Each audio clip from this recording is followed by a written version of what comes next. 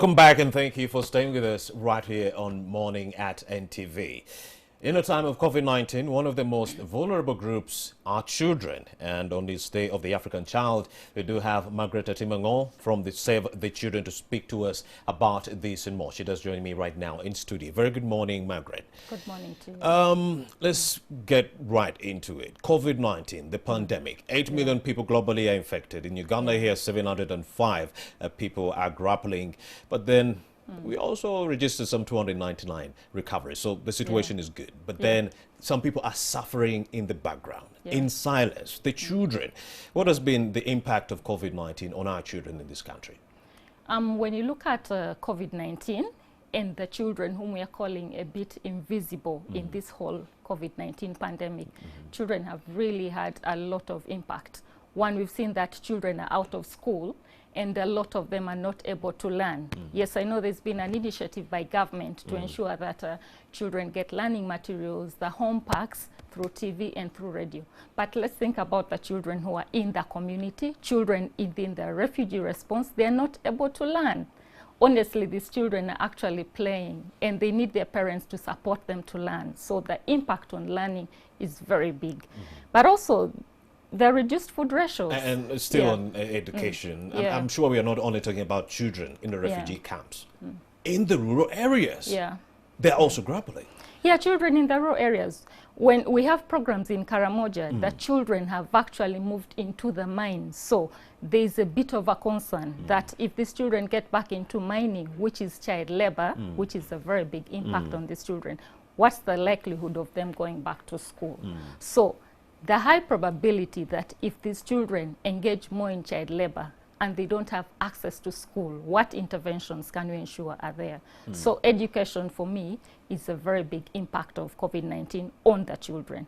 But also moving to health. Before we get there, let's first exhaust what the children are going through. Number one, the refugees are not getting the education, the ones in the rural areas. We also have the issue of the girls running away with their boyfriends. Others are being forced into marriages at a young age because the parents cannot afford to take care of these young children. Let's talk about forced early marriages at this point in time. How rife is this practice? The pandemic has had a very big impact in terms of violence against children. Save the Children did a rapid assessment during this period in April, and actually 80% of children did, and their parents did report that children are being beaten in their homes because it's a measure to try to stop them from going out. So the physical violence is very big on these children. Then we also have children who are being shouted at, who are being psychologically abused because there's a lot of mental distress within the home. Remember, within this period, everyone is staying at home. So the children suffer. They're witnessing a lot of domestic violence within the household. So the mental distress, the physical battering of these children to keep them within the home. But also in addition to that, the parents are fighting. I think you've seen on media a lot of fights between mothers and family. So what do you expect the children to pick out of this? The mental distress, the disturbances. And remember, for now, initially children were running to the streets. They have nowhere to go. So being closed in this highly distressed environment is very distressing to children. And then the impact on health for children is too big. We know that there was no access to most of the health services. So children, particularly those who had HIV/AIDS, those who had long-term illnesses, were not able to access their drugs. So there's a worry that yes, Uganda had made a lot of progress, but for these children who didn't access their drugs, what is the long-term impact on them? But also for the nutrition. Yes, we've all seen the food being distributed, but we know that most families, as a coping mechanism, actually started having one meal a day. And we've had also situations where a lot of families actually go without food. And I'm thinking of a family right now that got food on April 4th or the week of April 4th. Do they still have that food right now? Those are some of the questions we are asking right now, but please go ahead. So when you look at the long-term impact on health on these children, nutrition, that is key. Yes, we do appreciate that food was given out to families. They were given posho and beans and a bit of milk, but that was long time ago in April. So what's the impact on their health? There's going to be stunting, a lot of the children malnutrition is going to be high. That leads to a lot of developmental impact on children. So the long term is something that we need to think about and worry about. But also in terms of children coping, what's the impact within the community? The channels to report violence has been closed. Initially, children used to go to the LC1s, to the community structures.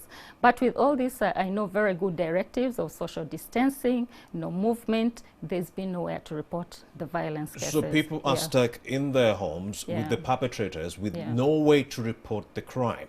Number one, how do you get the phone when this person is in that room? They're not moving. Number two, where do you get the cell phone? So those are some of the questions that are being asked. But then in the United States, I was trying to, exercise some solutions-based journalism. That how best can people still achieve that justice even though they're in the lockdown? And I discovered that in the United States, they've postponed that time frame of reporting. In that, even after the lockdown is lifted, or normalcy returns, someone can still move to a police station and say, in March, April, I was actually sexually abused by so and so, and the case is taken on. But in the case of Uganda, do you think this is a viable solution? We need to appreciate and look at it from a systems perspective. Indeed. When we are talking about children accessing avenues or mechanisms to report, yes, there is COVID-19. What can we do? We do not advocate putting a halt and saying that when the lockdown is lifted, then I'll be able to report. If you can, in your means, you can report. But if you can't, this person is around you, there's no way to report. You still have a window, even though the lockdown is lifted. But we've actually, through a lot of sensitization, encouraged children and family members to report using the phones that they have at home. We know the government has the 116, but unfortunately it was temporarily locked down, but then it was reinstated. So we are saying, yes, the mechanisms have been a bit shut, but report to your nearest LC1, who is within the community, report to an elder within the community, and actually we have community structures that are moving around. Look at a village, say in Arua. There are these community child protection committees who are visiting the homes, the distribution of the home packs that are happening. So those are some avenues that can still be used to report cases. But yes, we note that the cases reported are very low and children are suffering in silence. But access to justice, bringing us to the theme of the African Union. This, for me, I think something that as a government and civil society, we need to up.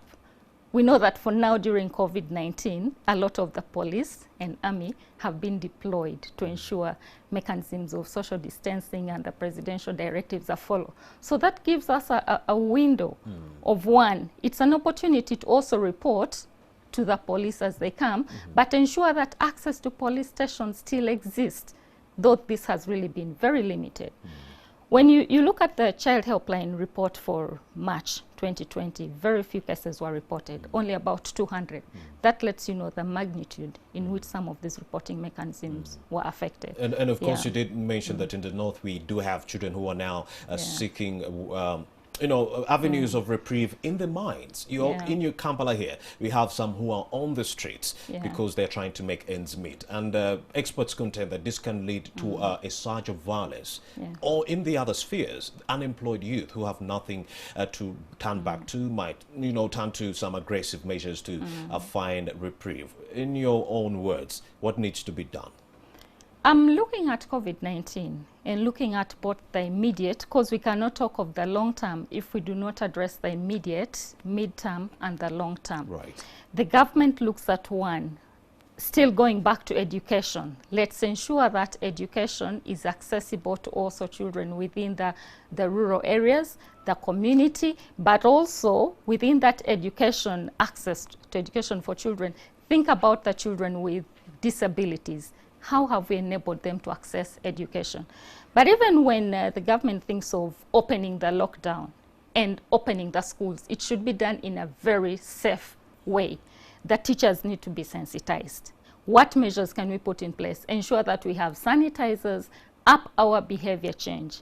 We've actually been having a discussion that the COVID-19 is a behavior change pandemic as well. we need to enable children learn, and the teachers and the entire community in the school. Hand washing should become part of the normal activities.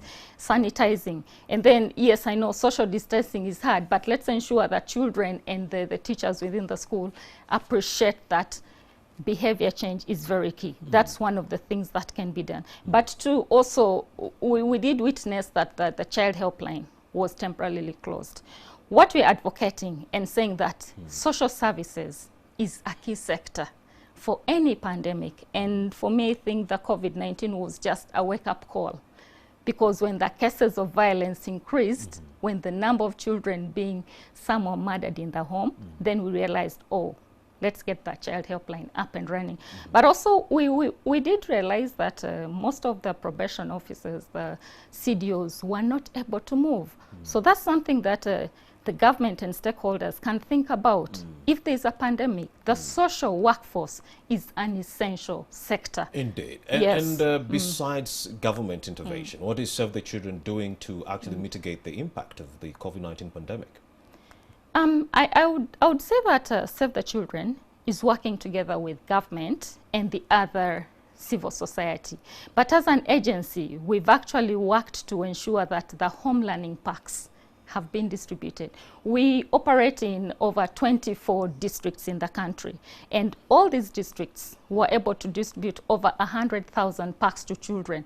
So yes, we know there is a challenge with all of them getting the home packs, but this enabled access to over 100,000 children get the learning packs. And Save the Children, through our health program, we trained over 1,300 health workers and provided PPEs. So this effort boosted the government work.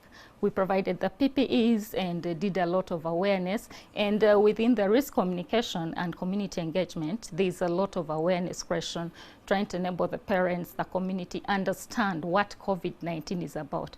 Because we believe access to information is really important. We all know there's a lot of myth. Indeed. Yeah, we did receive a report that in Gulu, there was a bit of a myth around COVID-19 being something annoying the ancestors. So information access is very key. Misinformation is spreading faster than the pandemic itself. Mrs. Atimango, your parting shots before I let you go to the viewer. I think for me, COVID-19 is something that we're here to live with in a very long time. It's here to stay with us. So as a parting shot, for me, I think one, in all pandemics, social sector is a very essential service sector. When we see a lot of violence impacted with 80% of children being violated in their homes, this is key, and we need to ensure that that is something that the government and stakeholders all take as a very clear thing. But also too, education is key. While there are several avenues being designed and methodologies, how do we ensure that those children, the 98% who do not have access to television and radio stations, are receiving the home learning packs? But also the impact of mental health has been very big on the community, on the staff, and on government. So mental health and psychosocial support is a key sector for any pandemic to be successful. For all the COVID positive people who come home, what measures are in place to ensure that, one, there's not a lot of stigma and discrimination? So COVID-19 and other pandemic has actually been a wake-up call. And COVID-19 has been a wake-up call. Wonderful submission by Margaret Atimango from Save the Children. Thank you very much for having made the time to speak to us. Thanks to very insightful conversation right here on Morning at NTV. Before I leave, let me just sample a few of your messages right here coming in for your loved ones who are celebrating their birthdays on this Tuesday. Balikud Dembe Oma Viola, you're saying happy birthday to all whom were born today. Adikin Prosipatra saying happiest birthday to my bestie. That is Dry Chekwa Oangale Nga Enfudu Zemengo. Ogumisi Dizalona Karagwire, happy birthday to my friend Kosinje Brenda. May you live to blow 1,000 candles. And finally, Miriam Sendije, happy birthday to my son Jonathan Joseph Adams, and to every queen, king, boys and girls who are celebrating their birthday on this particular Tuesday. Have yourselves a joyous one. My name is Romeo Busiku. Have yourselves a blessed day.